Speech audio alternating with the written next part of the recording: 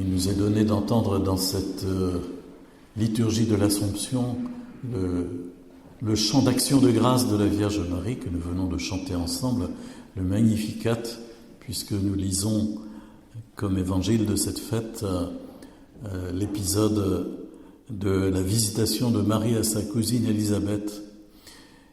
Et nous voyons Marie qui rend grâce à Dieu à la fois pour le don du Fils, pour l'incarnation, parce qu'elle est enceinte de Jésus, et puis pour tout ce qui va en découler pour tous, pour elle-même et pour tous.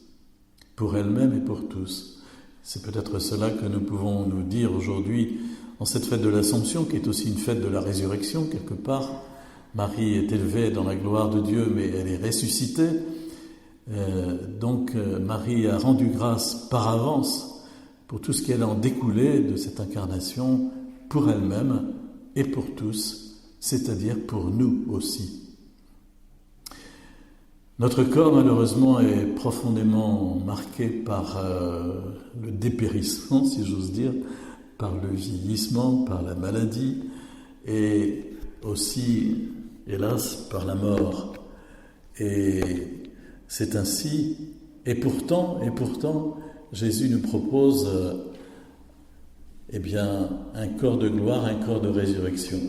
Dans la préface de cette messe de l'Assomption que nous allons dire tout à l'heure, il y a cette phrase « Tu as préservé de la dégradation du tombeau le corps qui avait porté ton propre Fils et mis au monde l'auteur de la vie. » Marie a été préservée de la dégradation du tombeau parce qu'elle avait porté le Fils.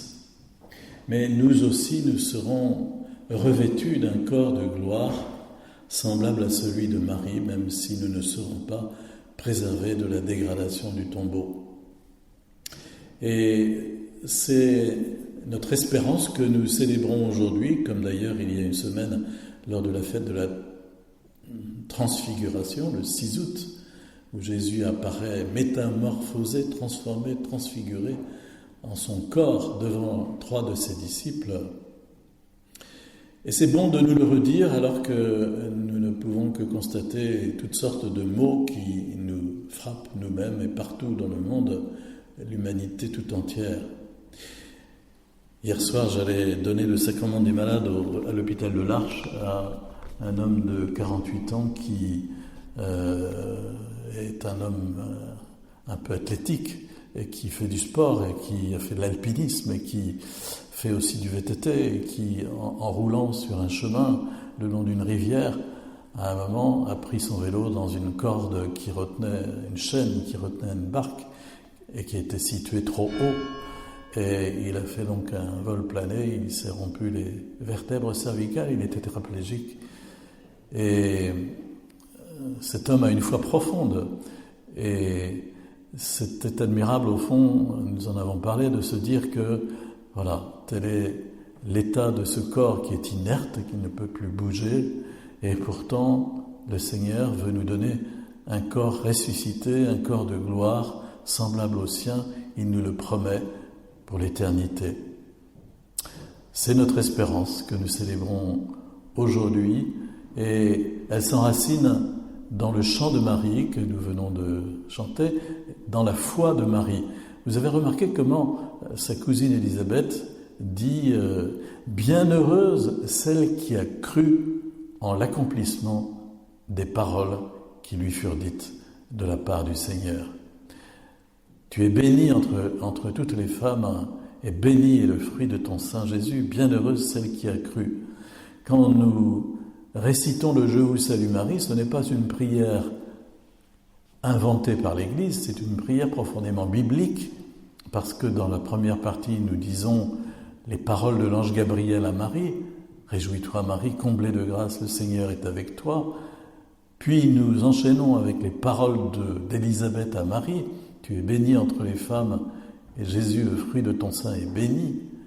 Puis nous demandons à Marie de prier pour nous, maintenant et à l'heure de la mort, car elle intercède pour nous Et c'est important de se le redire, elle est sans cesse à nos côtés, et toujours dans cette préface que nous allons dire tout à l'heure, il est écrit que Marie est la parfaite image de l'Église à venir, aurore de l'Église triomphante, et encore qu'elle guide et soutient l'espérance de ton peuple encore en chemin.